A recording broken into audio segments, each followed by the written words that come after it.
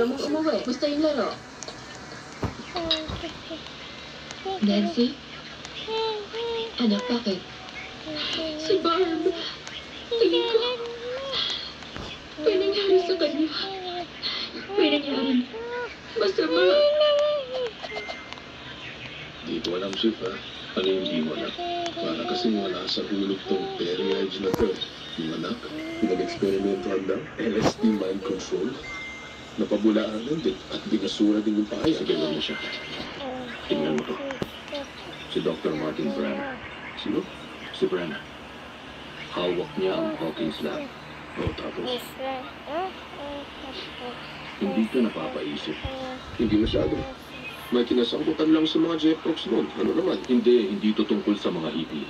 Research to na pinahintulutan ng CIA. Ibig sabihin, may kinalaman agad kayo yun? Ano ba? Tingnan mo nga. Lahat sila naka-hospital gown.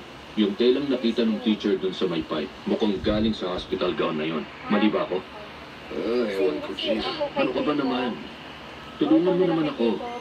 Hindi ko sinasabing may sabwatang nag-aaral. Ako na lang. Ano lang? Bakit ano yun, Mi? Baka naman nangyari. Ano nyo, car? Siguro si Will. Ako muna, Mi. Nagkataong nandun, minana, may nakitang hindi na dapat makita. Hindi. Malabo, pero posible. Diploma yung sa'yo.